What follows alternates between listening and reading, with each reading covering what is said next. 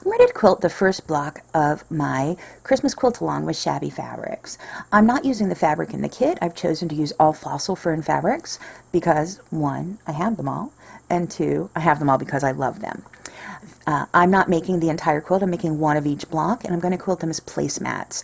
I think that'll be a really nice Christmas gift for someone. I chose my quilting thread. It is a 50 weight cotton from Wonderfill. It is called Tutti, and the color is number 39. It is gray and taupe and olive green, and I think that'll match well across the quilt. I'm not using that same thread in the bobbin though. I'm using an 80 weight polyester called DecoBob, and it is just a plain gray. So I do use the same color on the top and bobbin, but I don't use necessarily the same thread because I don't want to change my bobbin any more often than necessary, and a thinner thread will allow me to get more thread on my bobbin. I'm quilting this on my Handi Quilter stationary machine. I'm going to move the fabric around to make it quilt. It's not on a frame.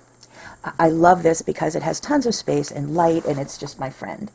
He's such a good friend. I've named him Daniel Craig. I want to quilt snowflakes all over this snowman placemat, and I'm going to mark where the snowflakes go. So I pulled out this stencil from Full Line Stencils. It's just 1-inch lines. And to make the stencil transfer the design to the quilt, I'm going to use a Pounce Pad. Now for me, quilting, I'd probably use a white chalk on here, but to get it to show on the camera, I am going to use a blue chalk.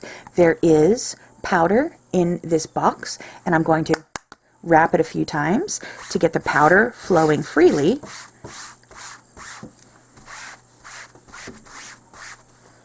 And I'm marking 1-inch lines on my quilt. These blue lines will need to be washed off the quilt, but I usually throw them in the washer on a delicate cycle and see if the blue comes off. If it does, then great, I throw them in the dryer. If it doesn't come off, then I may do, before I dry it, I may do a little treatment of it with a little soap and rub it off. I can move the fabric with just my hands, but my hands will get tired. They get really tired easily of pushing on the fabric. So I am using sweet spots. I'm putting those on my quilt and pushing the sweet spots, and the sweet spots push the quilt easily without tiring out my hand.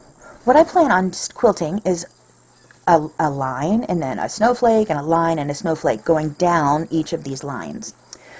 Regardless of how I quilt, on a home sewing machine or a stationary long arm, I usually start in the middle of the quilt. So I have only marked the vertical lines. I haven't marked where each snowflake goes. I'm going to decide that as I go. If you want to stitch this way over your entire quilt and decide ahead of time where the snowflakes are, just put an extra mark there, a chalk line. I'm going to stitch down along that line, and I'm going to stitch to the left and the right, back to the center. I'm going to stitch from corner to corner back to the center, corner to corner back to the center, and continue down the line. When I think I need to stitch another snowflake, I will do that same design. It's an asterisk.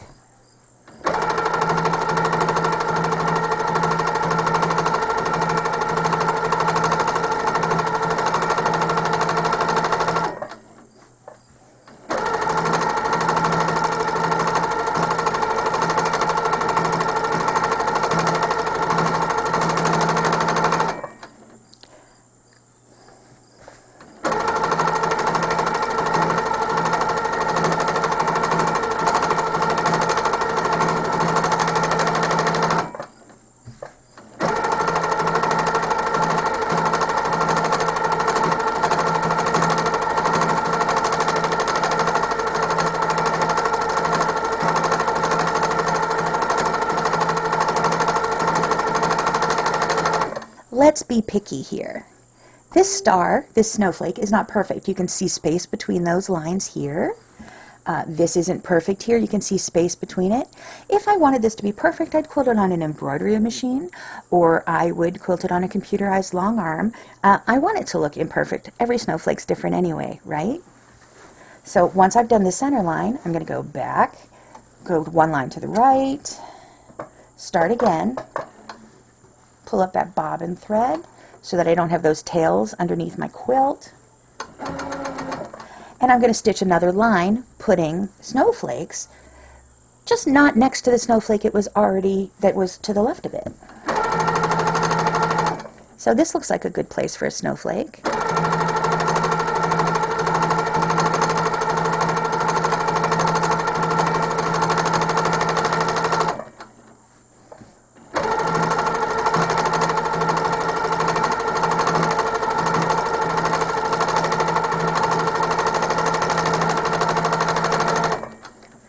It's a long line before that snowflake.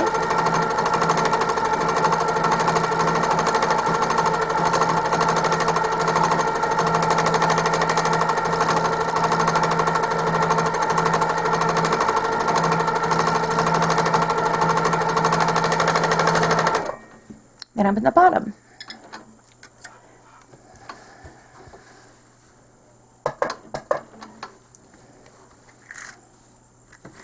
Those are 2 rows of snowflakes done.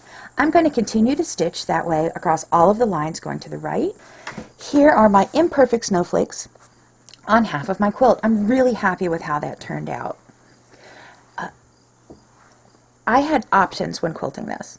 When working on a home machine, I do start from the top to the bottom. Here, I could have gone from the top to the bottom and back to the top because the machine is taller and I can see what's behind the needle.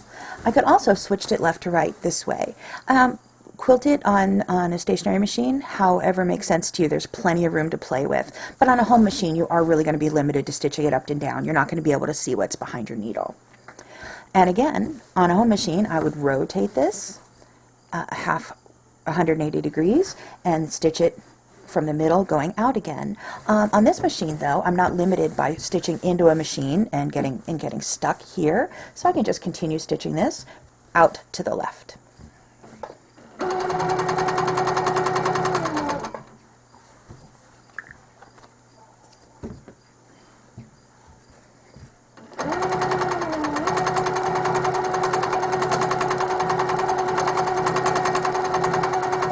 I've finished quilting the placemat. I'm just going to trim it and bind it and then get the markings off. Most of the markings have come off while I was quilting anyway, so it shouldn't be that hard. I've quilted this design over an entire quilt, over just a placemat, over part of a quilt, maybe in a border. But I think if I made the entire quilt, this is one of the designs I might choose to quilt over the entire quilt.